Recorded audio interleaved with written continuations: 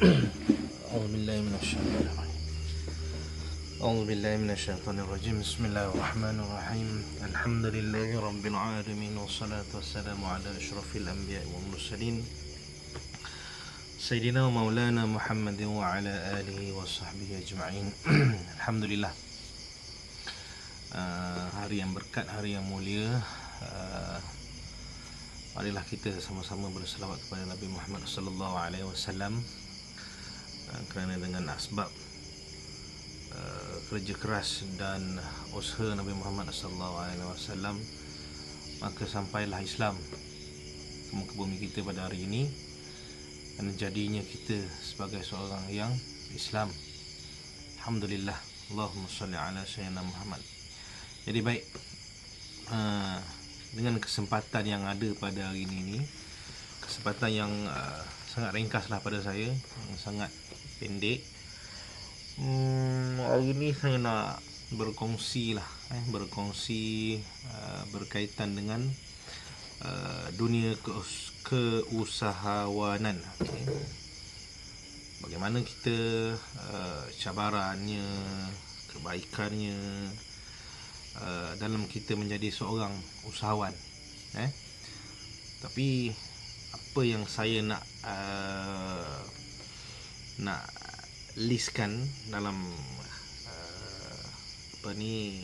bicara saya pada hari ini adalah berkaitan ilmu, bakat dan masa depan. Ilmu, bakat dan masa depan untuk kita menjadi seorang usahawan. Ataupun kalau orang bertanya pada kita, apakah yang diperlukan, apakah yang diperlukan untuk jadi seorang usahawan, ataupun apakah jadi usahawan ni ada masa depan ataupun tidak. Itu soalan yang rumus lah, soalan yang biasa yang akan diutarakan oleh sesiapa sahaja yang nak jadi usahawan. Biasanya orang yang nak jadi usahawan ni, dia akan terima soalan-soalan macam gini lah. Dia terima soalan macam gini. Sebenarnya soalan ni bagus. Menjadikan kita yang nak menjadikan kita yang nak jadi seorang usahawan ni, sebagai satu persediaan untuk kita. Persediaan untuk kita supaya kita dapat mencari ataupun menyusun atur strategi yang terbaik untuk kita jadi seorang usahawan. Bukan seorang usahawan saja, seorang usahawan yang berjaya, insya-Allah. Jadi tajuk yang saya cuba terbitkan pada kali ini adalah berkaitan dengan ilmu, bakat dan masa depan. Baik. Yang pertamanya, kita perlukan ilmu lah. Ilmu ni, kalau kita nak jadi apa pun selain daripada usahawan sekalipun, kita tetap perlu ada ilmu. Carilah sebanyak mungkin ilmu dalam apa jua bidang yang kita nak ceburi. Contoh kita di sini pada hari ini adalah usahawan lah. Kita nak jadi usahawan. Contoh kita nak jadi usahawan berkaitan dengan pertanian. Kita perlu ada cukup ilmu. Kita perlu ada banyak ilmu berkaitan dengan pertanian. Sekiranya kita nak jadi seorang usahawan dalam bidang penternakan, sama juga kita perlu ada cukup ilmu, kita perlu ada banyak ilmu. Ilmu ni pula bukan semata-mata ilmu yang kita kena belajar di sekolah lah. Dalam dunia usahawan ni, ilmu merangkumi teori dan praktikal. So sini apa yang saya nak gariskan adalah ilmu yang kita perlu cari di sekolah ataupun dalam bentuk teori. Tak kisahlah dengan siapa-siapa sekalipun, tapi benda yang dalam bentuk teori. Dan ilmu yang kedua adalah ilmu yang dalam bentuk pengalaman. So kita nak jadi seorang usahawan, dan tentunya seorang usahawan berjaya, kita perlu bertanya pada orang tentang pengalaman dia. Yang satu tadi adalah ilmu yang berkaitan dengan teori. Yang keduanya, ilmu berkaitan dengan pengalaman. Kita kena tanya orang-orang yang dah jadi usahawan berjaya. Kita kena tanya dia, kita kena rapat dengan dia, kita kena interview dia, apa yang cabaran dia, apa yang kebaikan, keburukan dan sebagainya dalam bidang yang kita nak ceburi tadi itulah. So situ ilmu sangat penting untuk kita bermula ataupun untuk kita masuk dalam bidang usahawan, bidang apa sahaja sekalipun. Malah bukan sekadar usahawan je lah, apa-apa benda sekalipun, apa-apa jenis pekerjaan sekalipun, kita tetap memerlukan ilmu. Baik, okey, baik. Itu yang pertama. Yang keduanya adalah berkaitan dengan bakat. Bakat ni saya selalu cerita pada orang, manusia ni ada dua jenis, two type of human. Yang pertamanya manusia yang born to be, born to be. Saya classify dia orang ni born to be. Manusia A adalah born to be. And then the second one is manusia yang trained to be. So untuk anda adik-adik terutamanya yang nak menjadi seorang usahawan ataupun yang nak masuk dalam bidang usahawan ni, keusahawanan ni, adik-adik kena tahu diri adik-adik ni adalah golongan yang mana. Sama ada golongan A ataupun golongan B. Sama ada adik-adik ini adalah golongan born to be ataupun golongan yang trained to be. Kenapa penting? Saya bagi contoh. Kita ambil bidang keusahawanan dalam bidang pertanian. Contoh, adik-adik kena tengok, adik-adik ni berbakatnya, maknanya memang bakat semula jadi yang adik ada ni. Bila adik tanam sesuatu pokok lah, contoh, tanam sesuatu pokok, adakah orang kata pokok yang ditanam tu menjadi tanpa belajar banyak lah, kita senang ceritanya, memang dah ada bakat.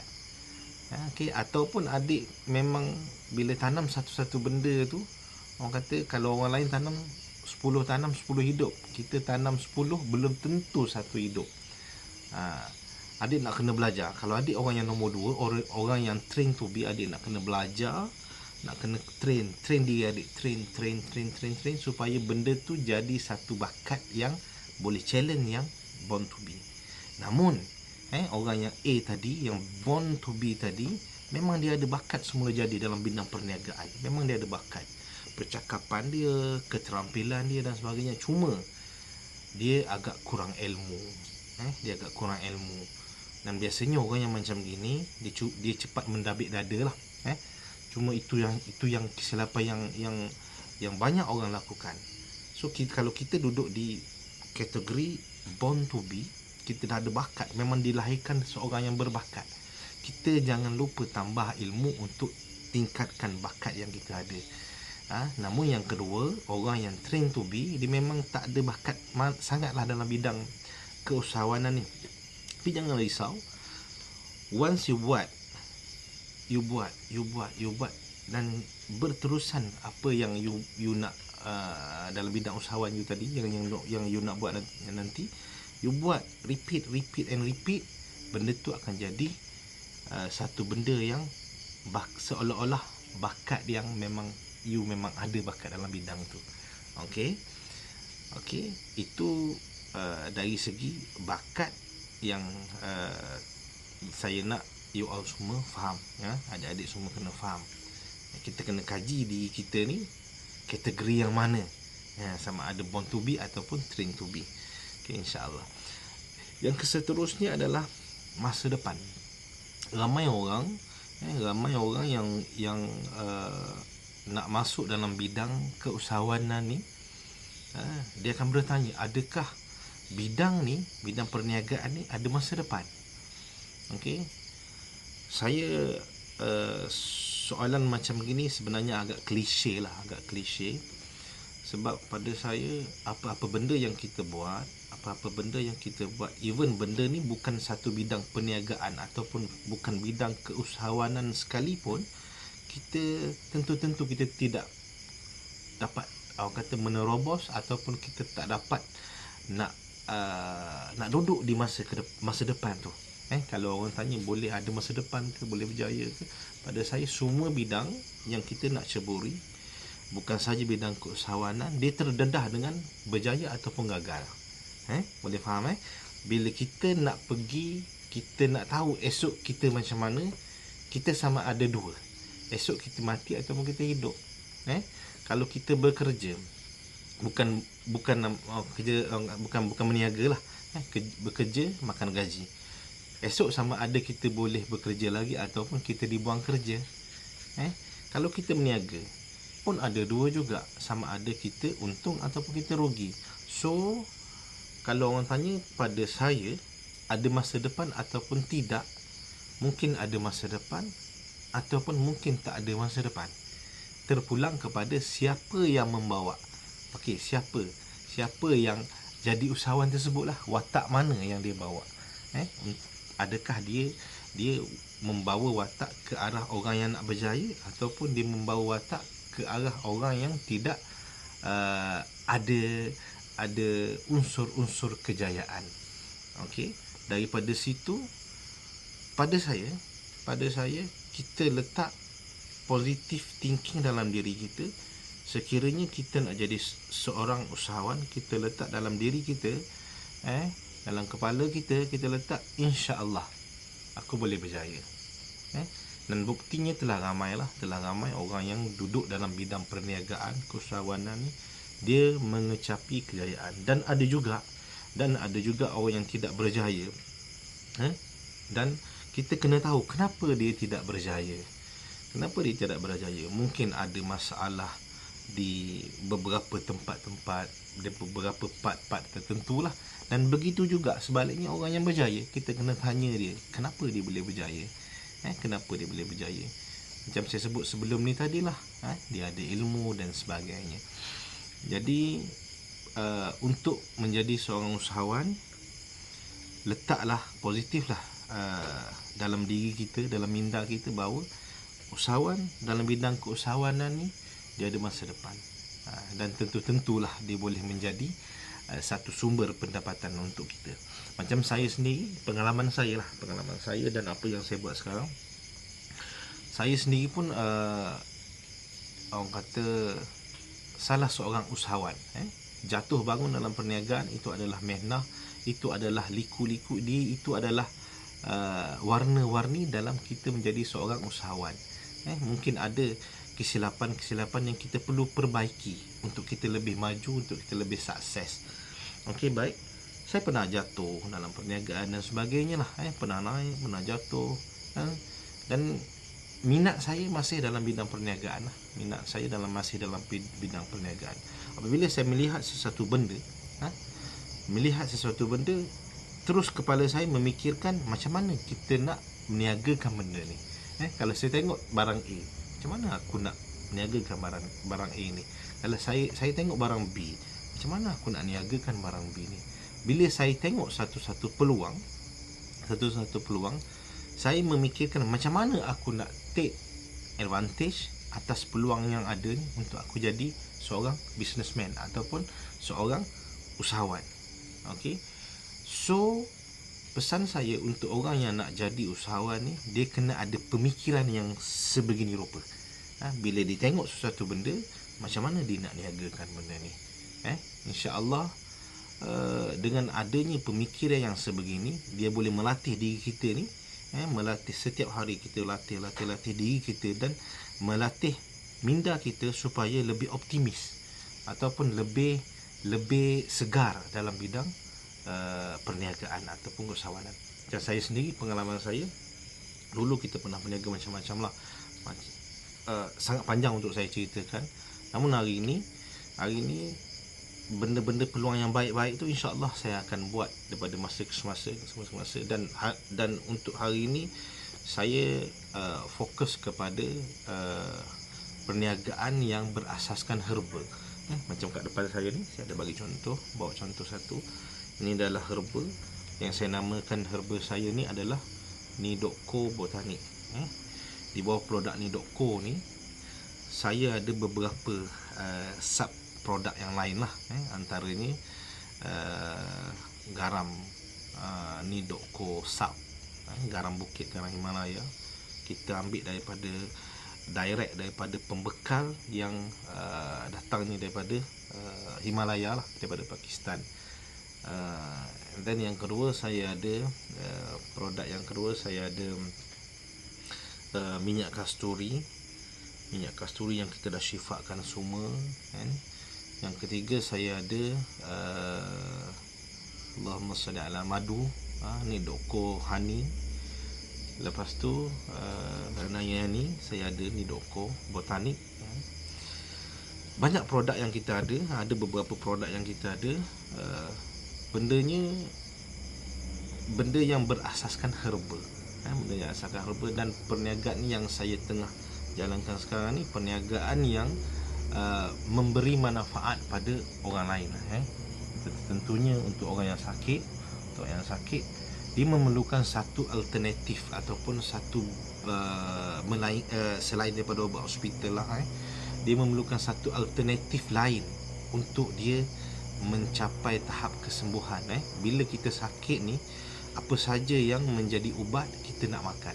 Jadi tanggungjawab kita, tanggungjawab tu saya telah ambil sebahagiannya untuk mencipta ataupun untuk memformulasikan satu produk yang berasaskan herba. Jadi daripada situ wujudlah produk ni, Nidoko botanik ni. Dia lebih dikenali sebagai ubat untuk jantung lah. Pesakit-pesakit jantung biasanya menggunakan benda ni lah. Orang-orang yang dah tahu dia akan guna benda ni. Dan Alhamdulillah kesembuhan Allah kasih juga pada orang yang betul-betul lah. Orang yang betul-betul ikhtiar, orang yang betul-betul nak berusaha menggunakan jalan herba. Allah bagi sembuh insya-Allah. Kok mana pun kita guna produk apa pun, kita guna obat apa pun, penyembuhan itu tetapnya datang daripada Allah. Bukan atas ubat hospital, bukan atas ubat herba dan sebagainya. Cuma itu adalah jalan ataupun itu adalah asbab kepada penyembuhan. Macam herba saya ni kita dah buat secara betul-betul lah. Saya masuk lab, hantar dekat lab, test adakah barang ni barang yang mengandungi bahan kimia ataupun tidak. Macam mana kita nak bagi tahu orang herba saya ni herba yang selamat untuk diminum, selamat untuk dijadikan ubat. Saya kena pastikan ataupun saya kena hantar pada tempat yang ada autoriti untuk menentukan bahawa barang ni adalah barang yang baik ataupun barang yang tidak mengandungi racun. So kita hantar lab test dan alhamdulillah result yang kita dapat daripada lab test sangat-sangat memberangsangkan lah.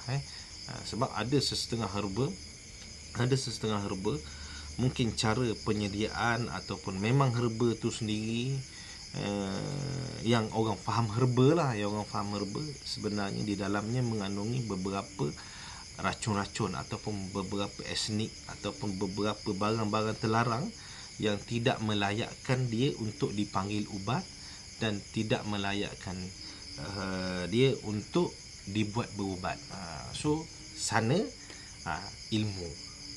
Kenapa kita nak kena tahu benda ni semua supaya kita tidak nanti dipersalahkan.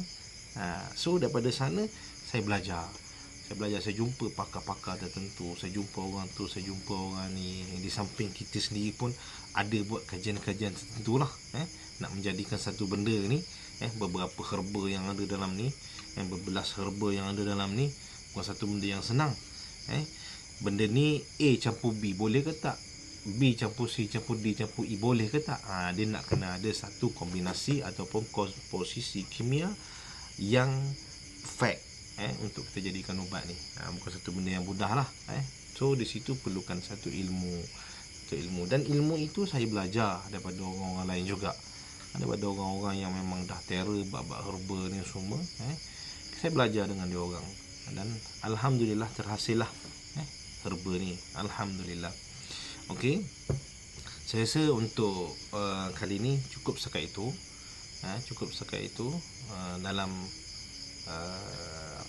bual bicara kita ni berkaitan ilmu, bakat dan juga masa depan dalam bidang keusahawanan. InsyaAllah saya doakan moga adik-adik, tuan-tuan, puan-puan semua yang menonton video saya ni dapat mengambil intipati ataupun dapat mengambil mutiara-mutiara yang baik di dalam video pendek saya ni untuk dijadikan panduan ataupun dijadikan tauladan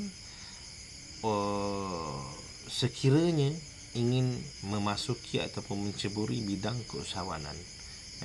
Sebelum masuk dalam bidang ni, jangan letak dulu persepsi yang negatif. Fikir ada positif yang banyak positif yang ada di dalam bidang keusahawanan. Dan percayalah, ungkapan yang selalu orang gunakan lah, 9 daripada 10 sumber rezeki adalah melalui perniagaan. InsyaAllah benda tu memang terbukti. Ramai orang-orang yang berniaga, Allah bagi kejayaan pada dia lah. InsyaAllah mungkin ada berkat di sebalik perniagaan tersebut. So jangan takut untuk menjadi seorang usahawan. Jangan takut untuk duduk dalam keluarga usahawan. Jangan takut untuk buat bisnes. InsyaAllah kejayaan akan jadi milik anda, dengan syarat anda ada ilmu, anda create bakat anda, dan anda buat satu vision yang cukup jelas untuk masa depan anda di dalam bidang keusahawanan. InsyaAllah. Assalamualaikum warahmatullahi wabarakatuh.